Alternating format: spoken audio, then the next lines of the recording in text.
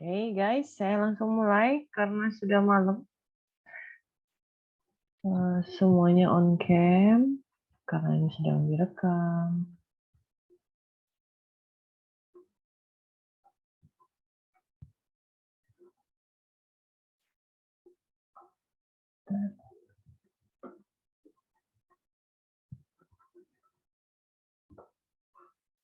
View gallery. Oke, ada 18 anak ya. 18 sedang berdua ya. Tidak apa-apa. Yang penting on cam, nanti susah buktinya ke Prodi bahwa ini beneran ada anaknya apa enggak gitu. Suara musiknya jelas ya. Saya share materinya.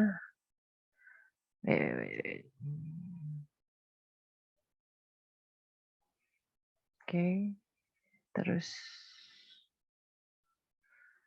paling atas ya.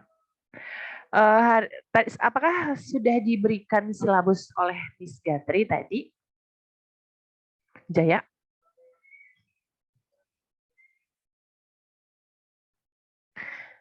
Jaya, apakah mendengar suara Miss Nike? Atau teman-teman yang lain, apakah tadi ada diberikan silabus? Belum ya?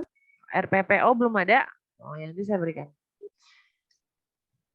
RPP atau iya nanti saya berikan ya. RPP atau silabus itu digunakan untuk panduan kamu untuk pertemuan dengan Miss Nike setiap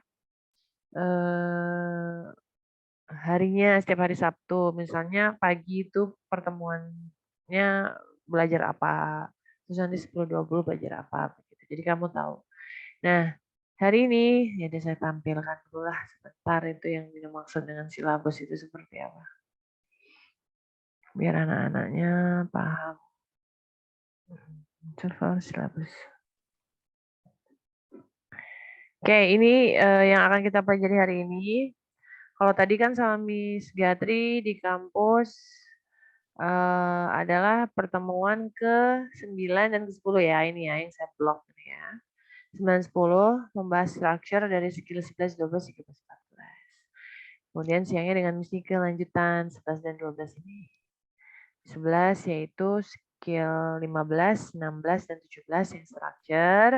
Lanjut dengan reading. Reading ini topik pembahasannya banyak.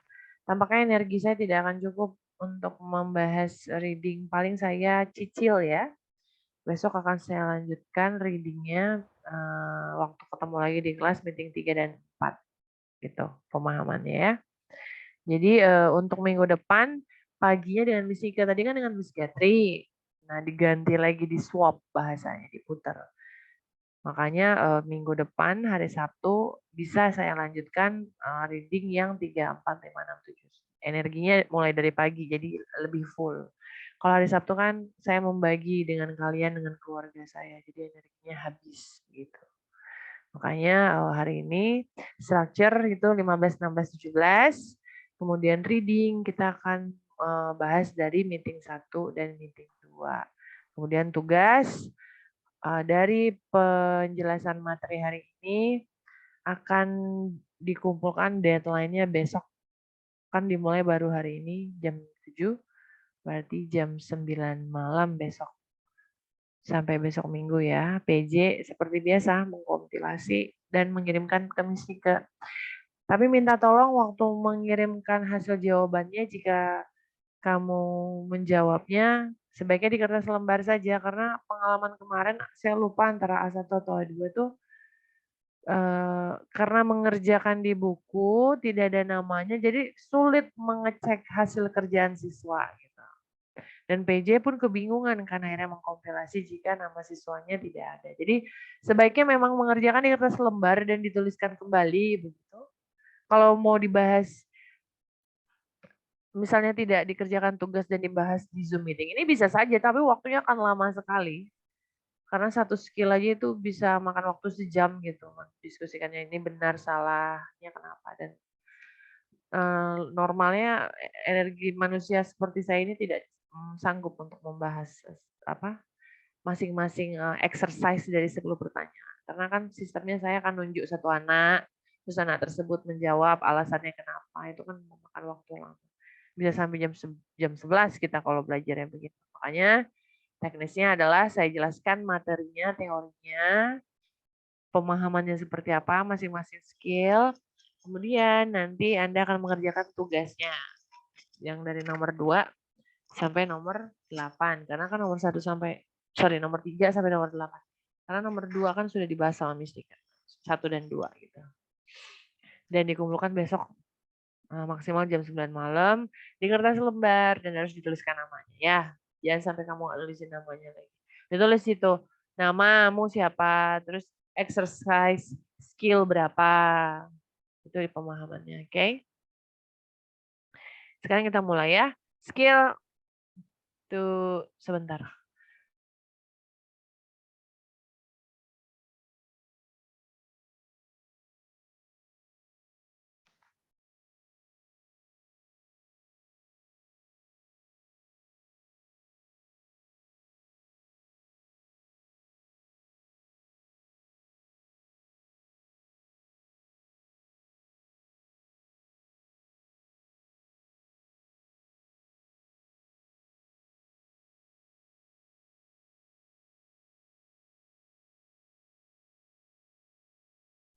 Oke, sorry.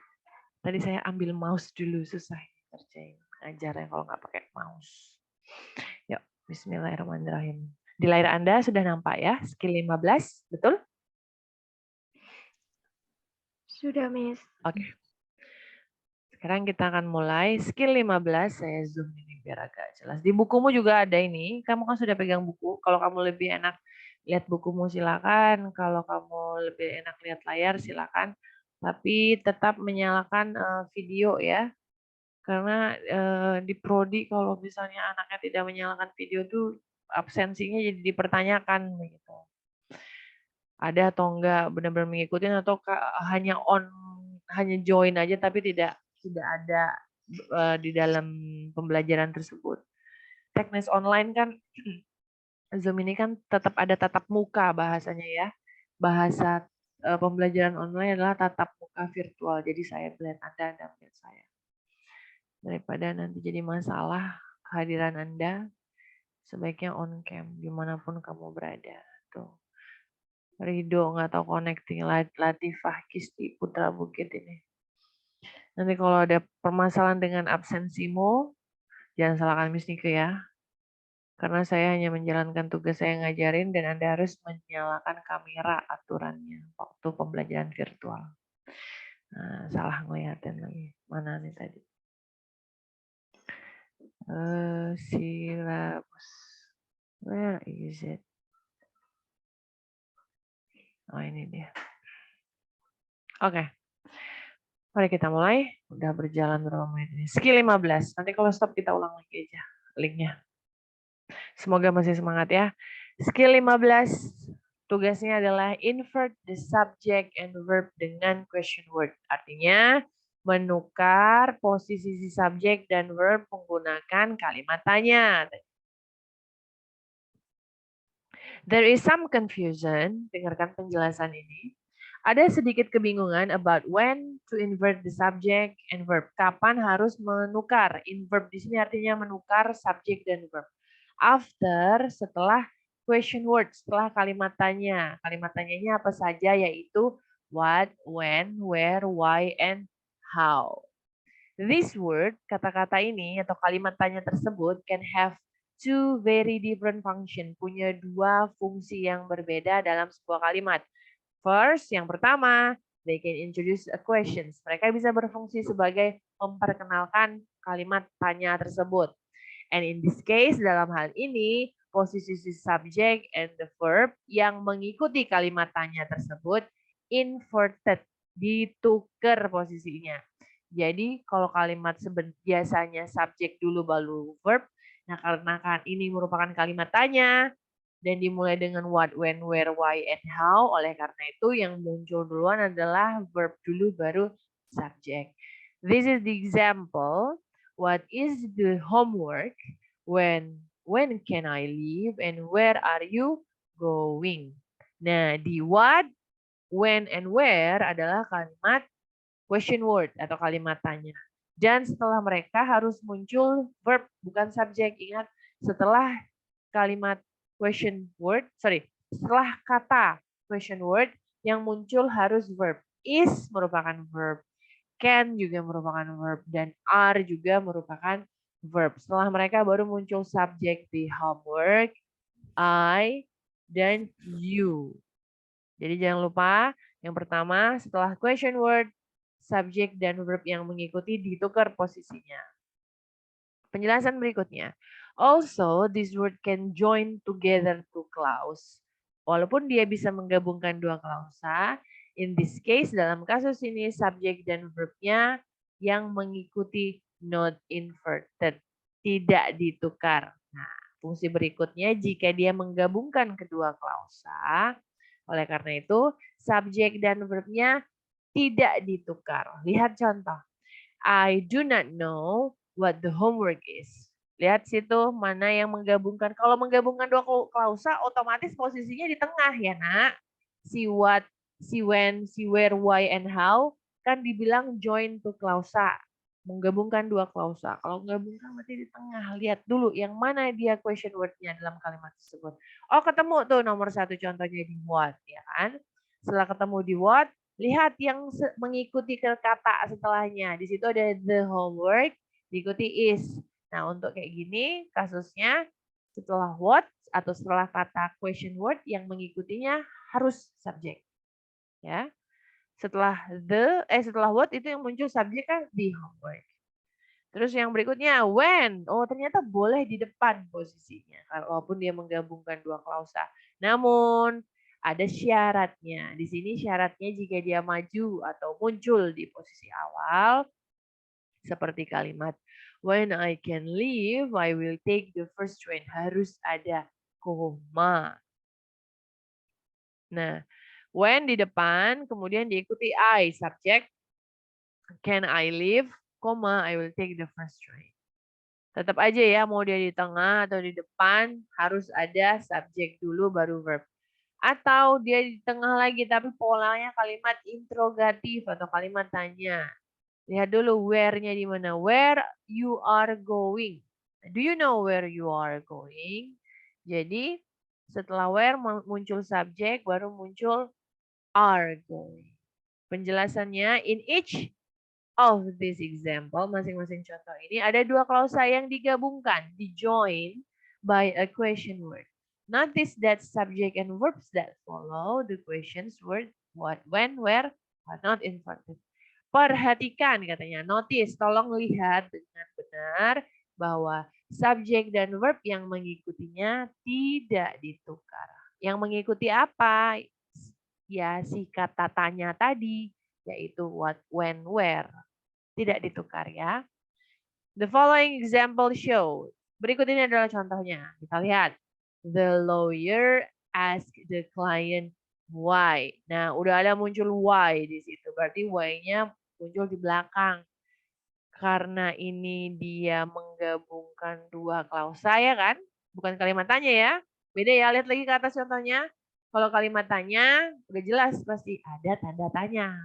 Kalau yang ini di dalam kota ini, example ini dia bukan kalimat tanya, tapi dia hanya kalimat yang menggabungkan antara dua klausa. Tanda tanya tidak ada begitu. Jadi kalimat ini dia yang menggabungkan dua klausa dan sudah ada question word-nya. Sekarang setelah question word tadi aturannya harus muncul subjek. Nah, kalau A yang muncul did bukan subjek itu. B juga did bukan subjek. Yang hanya subjek duluan muncul ya hanya si C, si he. Ya kan? Setelah Y muncul he merupakan subjek dan kemudian diikuti oleh did. Yaitu verb. Jawaban yang tepat adalah D. Gitu ya. Skill 15 diulangin. Tugasnya menukar posisi subjek dan verb setelah kalimat tanya. Ada dua fungsinya. If the first function as a question word, jika fungsi pertama sebagai kalimat tanya, invert the subject and verb. Tukar posisi subjek dan verbnya. But if the function is to join two clauses, menggabungkan dua klausa fungsinya, setelah question word, Jangan ditukar posisinya. Biarkan saja subjek dulu muncul baru verb. Let us see. This is the columns. Ada kolom di situ yang menjelaskan apa saja question word-nya. Ada who, ada what, when, where, why, and how. Ada dua fungsi yang dijelaskan seperti yang Miss Ika sampaikan sebelumnya. Ini hanya menekankan lagi bentuk pola kalimatnya seperti apa. Kita lihat contoh soal. Number 1 incorrect. Why? Lihat aja kalau udah ada contoh soal begini, lihat dulu mana kalimat tanyanya. Di tengah udah nongol. Karena di tengah berarti pasti dia joining two klausa. Fungsi kedua, gabungin dua klausa. Nah kalau dia menggabungkan dua klausa, setelah when kan harusnya munculnya subjek, bukan verb. Tapi ini apa yang muncul? Yang muncul adalah will. Dan will di sini adalah sebagai verb. So number 1 is incorrect because after the question word, karena setelah kalimat tanya yang muncul adalah will, verb, bukan subjek. Let's see number 2. Why? Di tengah udah pasti joining dua klausa. Joining dua klausa berarti dilihat yang muncul setelahnya yaitu student. Ya betul ya, sesuai rumus, student adalah sebuah subjek dan did adalah sebuah verb. Number 2 is correct. Number 3, 4, 5, 6, 7, 10 itu kerjakan seperti biasa ya di kertas lembar. Lanjut ke skill 16. Sebentar, sebelum saya lanjut. Ada pertanyaan untuk skill 15, saya kasih kesempatan dulu paham maksudnya menukar posisi subjek dan verb setelah kalimat tanya. Do you have questions? Tidak ada pertanyaan? Baik, saya lanjut. Skill 16. Invert the subject and the verb. Nah, ini kerjanya masih nukar-nukar posisi subjek dan verb, tapi untuk sikon tertentu. Kalau tadi sikon pertama, posisi subjek dan verb ditukar kalau kalimat tanya. Untuk, sebentar guys.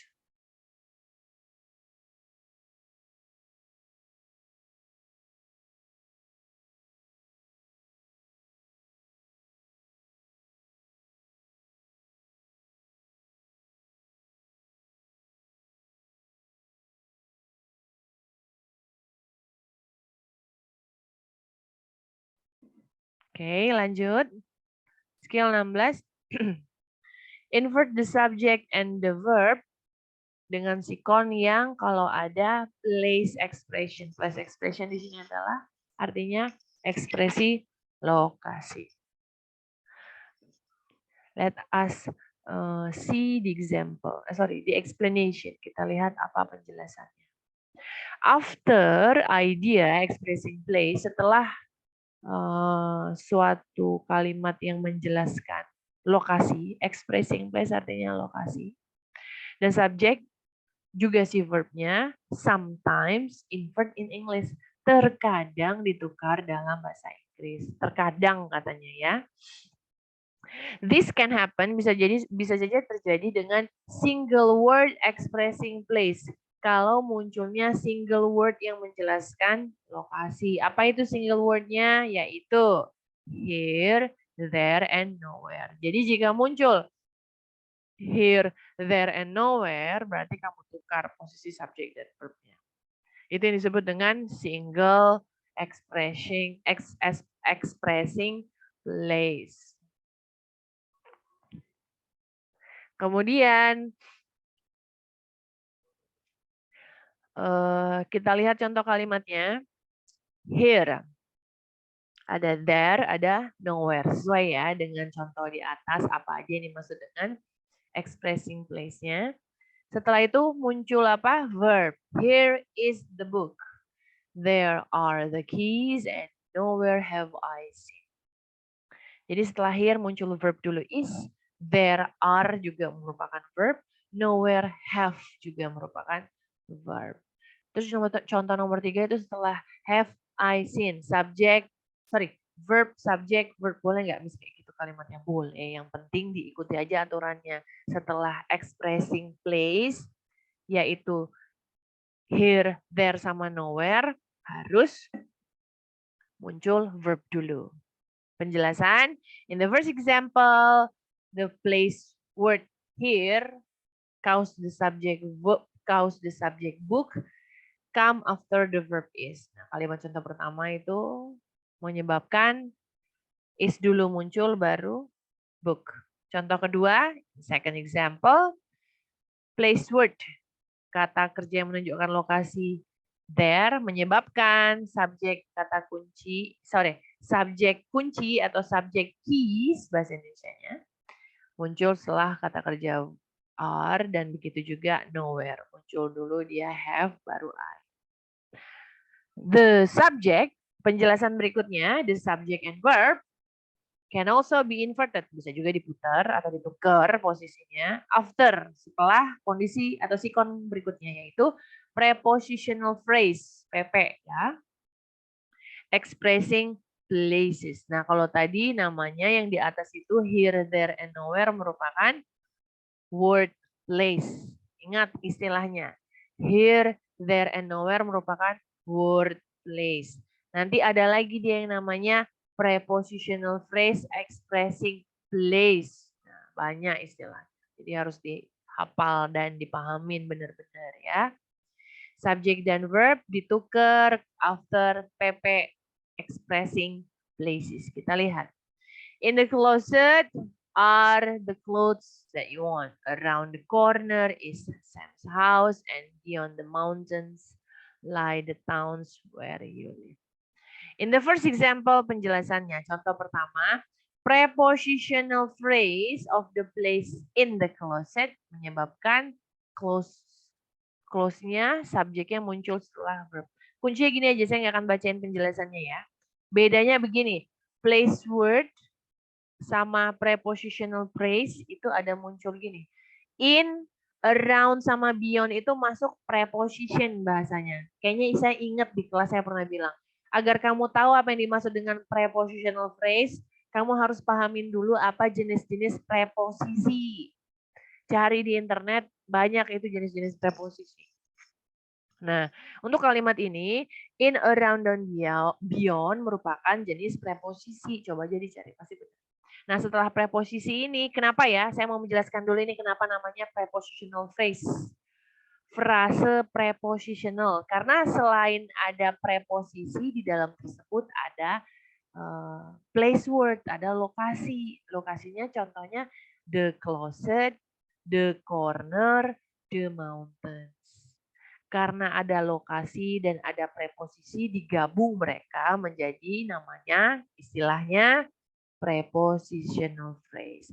Nah, kalau yang muncul dalam bahasa Inggris sebuah prepositional phrase, artinya yang mengikuti kata setelahnya yaitu verb, bukan subject. Invert, the subject and verb can also be inverted. Nah, itu in the closet are, in the corner is, beyond the mountains lie. Sama ya dengan word place. Masih sama caranya, cuma kamu harus tahu. Yang mana dimaksud dengan place word, yang mana dimaksud dengan prepositional phrase. Berikutnya, penjelasannya yaitu, it is important, sangat penting dan sedikit sulit kata dia, to understand, untuk memahami bahwa subjek dan verb will invert, akan ditukar after place expression, setelah ekspresi yang menjelaskan lokasi di awal kalimat, only kalau place expression-nya necessary, dianggap penting atau pantas atau boleh untuk melengkapi kalimat tersebut. Necessary berarti tidak wajib ya.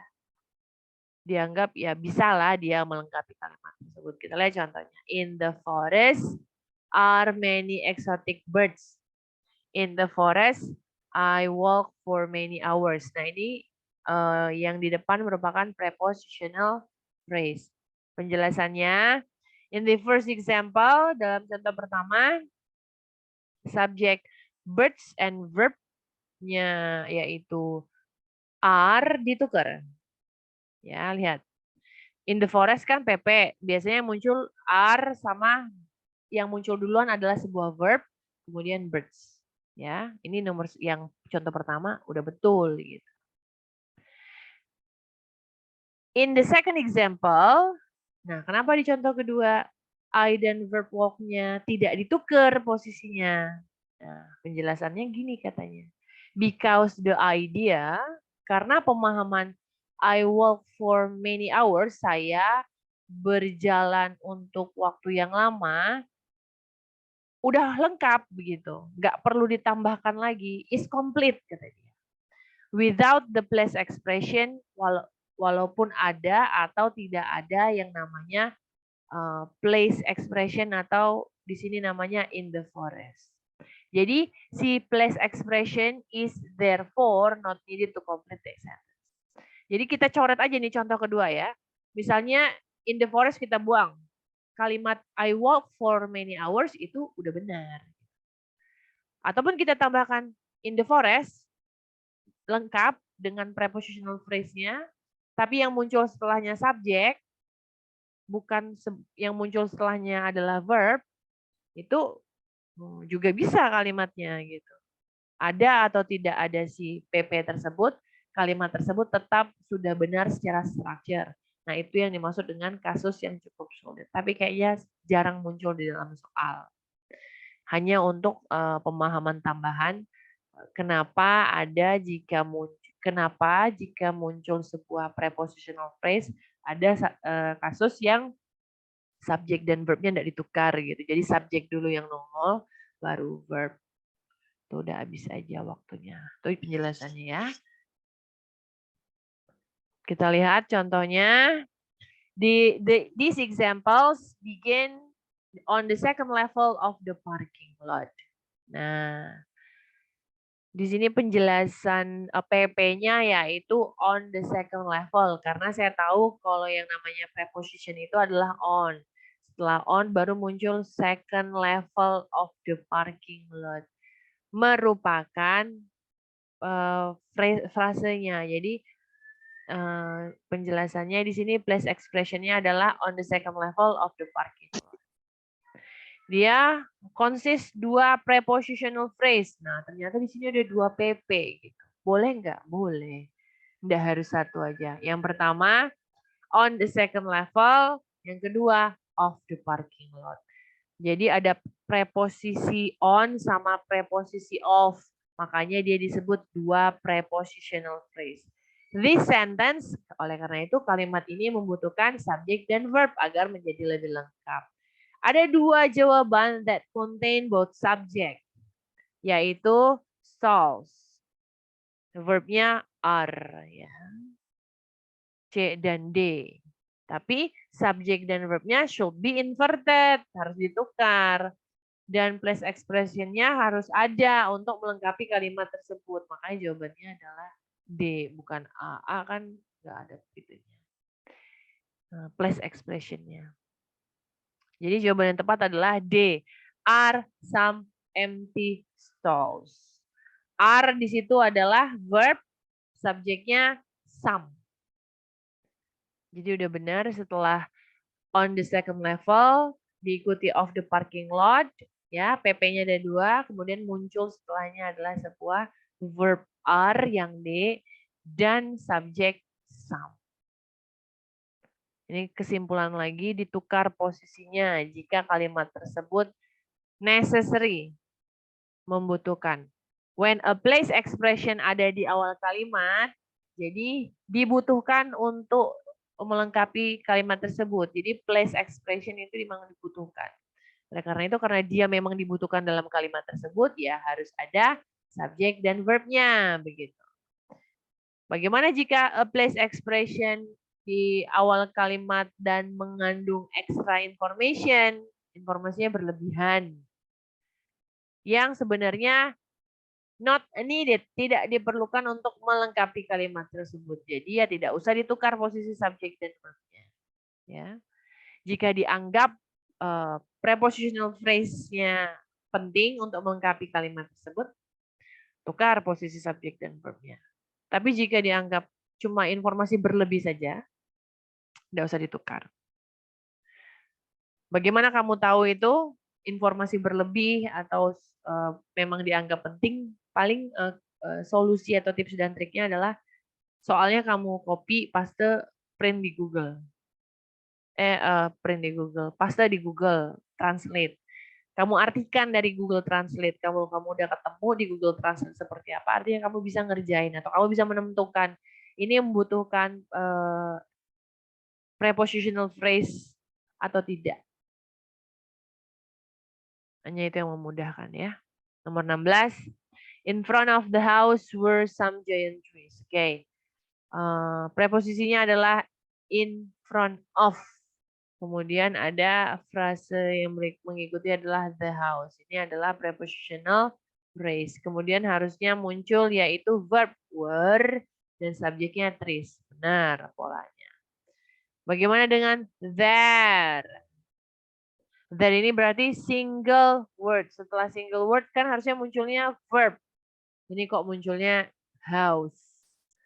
Harusnya dia ditukar dulu. There is a big house gitu. Bukan there a big house is. Jadi salah kalimatnya. Ya. Nomor 2. Selanjutnya nomor 3 dan seterusnya nomor 10 adalah tugas kalian. Oke, skill 17. Sebelum saya lanjut ke skill 16, apakah ada pertanyaan? Jadi poin di skill 16 ini adalah mengubah posisi subjek dan verb. Tapi harus dipertimbangkan dulu. Kalimat ini butuh prepositional phrase tidak. Kalau butuh, berarti verb dulu yang muncul, baru subjek. Tapi kalau dirasa kalimat ini setelah ditranslatekan ke Google, kok kayaknya enggak butuh ya, tanpa prepositional phrase pun dia udah lengkap, ya berarti jangan ditukar posisinya. Biarkan yang muncul setelahnya adalah verb.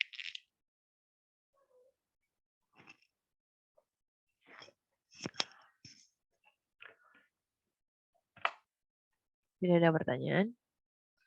Oke, bisa lanjut ke skill 17. Let us see skill 17. Tukar posisi subjek dan verb dengan negatif. Oke, kalau tadi dengan prepositional phrase, dengan kalimat tanya, sekarang tukar posisinya kalau sikonnya ada kalimat negatif, kata dia. Bagaimana caranya? Nanti kalau keputus, let it go ya, nggak apa-apa ya. Saya nggak tahu harus kirim link lagi apa bisa dengan link yang sama. Tapi saya lanjut aja sampai dia terputus begitu ya guys. Akan dilanjutkan setelah terputus. Langsung dilanjutkan tidak jeda.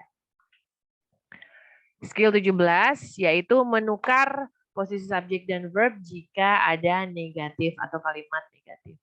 Subjek dan verb bisa juga ditukar after certain negatif kalau dia muncul setelah kalimat negatif dan related expression, ekspresi yang berhubungan. Saat negative expression-nya yaitu yang muncul adalah no, not, and never dan muncul di awal kalimat, tukarlah posisi subjek dan verb. Menukar posisi subjek dan verb artinya verb dulu yang muncul duluan. Di sini ada not once sesuai dengan yang di atas, negative expression-nya. Not once, never, sama at no time. Nah, setelah mereka harus muncul apa katanya? Verb. Kita lihat. Setelah not once muncul did, setelah never muncul has, setelah at no time muncul can. Udah betul. Setelah itu apakah ada muncul subjek? Yang pertama muncul I. Habis itu yang never has Mr. Jones. At no time can muncul the woman as a subject. Sudah betul. Diingat saja yang skill 17 kalau ada negative expression no, not sama never harus muncul verb dulu. Pokoknya verb duluan. Nggak ada subjek. Dari skill 15, 16, 17 itu pasti verb dulu ya. Penjelasan berikutnya, certain words dalam bahasa Inggris. Beberapa kata dalam bahasa Inggris seperti hardly, barely, scarcely, and only juga berfungsi sebagai negative expression. Nah, if one of those words comes, muncul dia di awal kalimat, tetap subjek dan verb ditukar.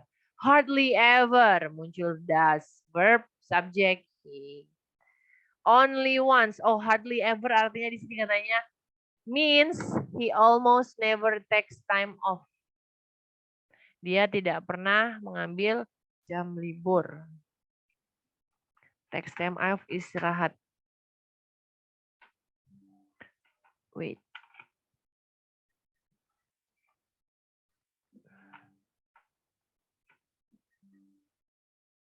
Oke. Error casannya. Hardly ever artinya dia tidak pernah libur. Only once tidak pernah libur berarti kan negatif, kerja terus gitu.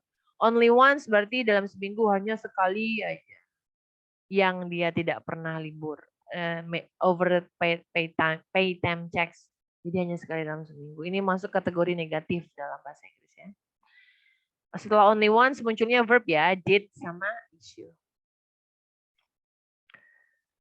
Oke, berikutnya.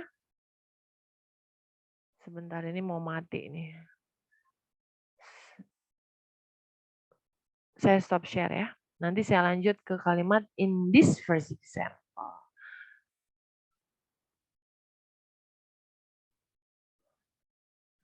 Wait. Saya akan end meeting and I will give you the new link agar bisa lebih lama ya. Standby ya, menunggu dari Jaya untuk link.